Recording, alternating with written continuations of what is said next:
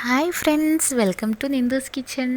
നമ്മളിന്നിവിടെ തയ്യാറാക്കാൻ പോകുന്നത് റെസ്റ്റോറൻറ്റ് സ്റ്റൈലിൽ ഒരു അടിപൊളി ഗോബി മഞ്ചൂരിയനാണ്. വളരെ ടേസ്റ്റി ആയിട്ടുള്ളൊരു റെസിപ്പിയാണിത്. അതുപോലെ തന്നെ പെട്ടെന്ന് തയ്യാറാക്കിയെടുക്കാനും പറ്റും. അപ്പോൾ നമുക്ക് തുടങ്ങാം. ഇതിനായിട്ട് ഒരു പാത്രത്തിൽ കുറച്ച് വെള്ളം തിളയ്ക്കാൻ വെച്ചിട്ടുണ്ട്. ചെറുതായിട്ട് തിളച്ച് വരുമ്പോൾ നമുക്ക് പാകത്തിന് ഉപ്പ് ചേർത്ത് കൊടുക്കാം.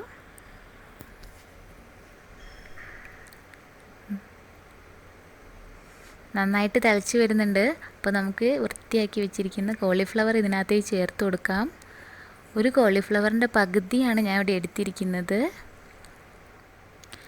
2 മിനിറ്റ് നമുക്കിതൊന്ന് കുക്ക് ചെയ്തെടുക്കാം. കൂടുതൽ കുക്ക് ചെയ്യാൻ പാടില്ല. അപ്പോൾ നമ്മുടെ കോളിഫ്ലവറൊക്കെ വെന്തിട്ടുണ്ട്. ഞാൻ മറ്റൊരു പാത്രത്തിലേക്ക് മാറ്റിയെടുക്കുകയാണ്. മാറ്റിയെടുത്ത ഉടനെ തന്നെ നമ്മൾ ഇതിനകത്തേക്ക് തണുത്ത വെള്ളം കുറച്ച് ഒഴിച്ച് കൊടുക്കണം. അല്ലെങ്കിൽ പിന്നെയും കുക്കായി പോവും ഇത്. ഇനി നമുക്കിത് പൊരിച്ചെടുക്കാനുള്ള ബാറ്റർ തയ്യാറാക്കണം. അതിന് വേണ്ടിയിട്ട് 3 ടേബിൾ സ്പൂൺ മൈദയാണ് ഞാനിവിടെ എടുത്തിരിക്കുന്നത്.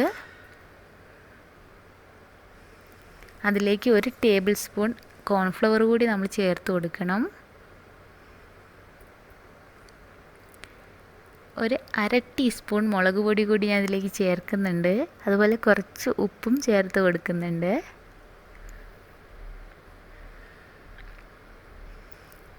അതുപോലെ തന്നെ ഒരു കുഞ്ഞു കഷ്ണം ഇഞ്ചിയും 4 വെളുത്തുള്ളിയും കൂടെ കുറച്ച് വാട്ടറി ഫോമിൽ അടിച്ചെടുത്തതാണിത്. ഇതും കൂടി ചേർത്ത് കൊടുക്കുകയാണ്. കുറച്ച് വെള്ളം കൂടി ചേർത്ത് നന്നായിട്ടൊന്ന് മിക്സ് ചെയ്തെടുക്കണം നമുക്കിത്. ഈ ഒരു കൺസിസ്റ്റൻസിയിലാണ് നമ്മുടെ മാവ് വരേണ്ടത്.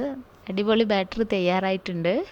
നമുക്കിതൊക്കെ ഒന്ന് മുക്കി പൊരിക്കണം. അതിന് വേണ്ടിയിട്ട് ഒരു പാനിൽ കുറച്ച് ഓയിൽ എടുക്കുകയാണ്.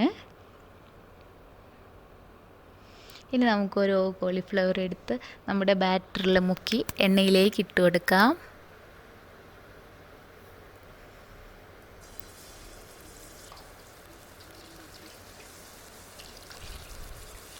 ഇനി ഒന്ന് തിരിച്ചിട്ട് കൊടുക്കണം.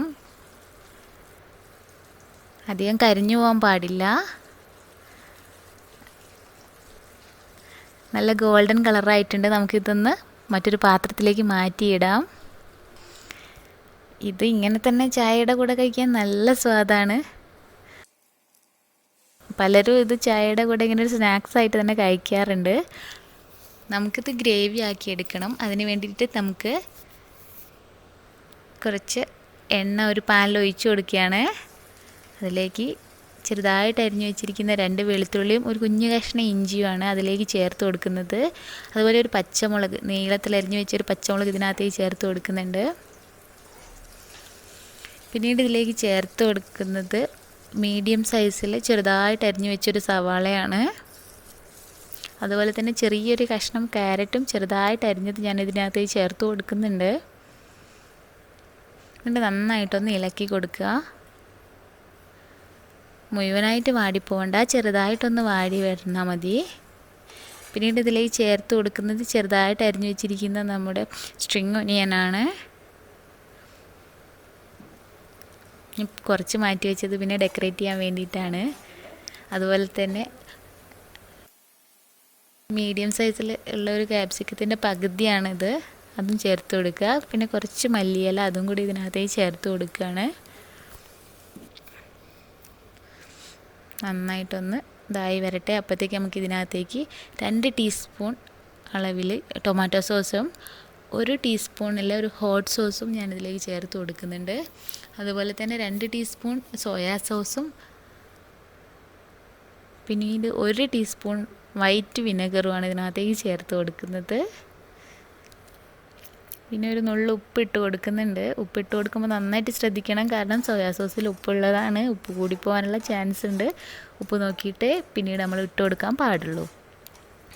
ഇനി നമ്മളിവിടെ 1 ടീസ്പൂണിൽ കോൺഫ്ലവറും കുറച്ച് വെള്ളം കൂടി മിക്സ് ചെയ്തത് ഇതിനകത്തേക്ക് ചേർത്ത് കൊടുക്കുകയാണ്. ഗ്രേവി ഒന്ന് തിക്കായിട്ട് വരാൻ വേണ്ടിയിട്ടാണ് ഇങ്ങനെ ചെയ്യുന്നത്.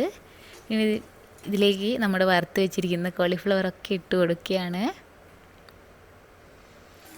ഒന്ന് സെറ്റായി വന്നിട്ടുണ്ട്. ഇത്രയേ ഉള്ളൂ. നമ്മുടെ റെസ്റ്റോറൻറ്റ് സ്റ്റൈലിലുള്ള ഗോബി മഞ്ചൂരി റെഡിയായി വന്നിട്ടുണ്ട്. അപ്പോൾ വീഡിയോ എല്ലാവർക്കും ഇഷ്ടപ്പെട്ടെന്ന് വിശ്വസിക്കുന്നു. അടുത്തൊരു വീഡിയോ ആയിട്ട് അടുത്ത ദിവസം കാണാം. അതുവരേക്കും എല്ലാവർക്കും ബൈ, ടേക്ക് കെയർ.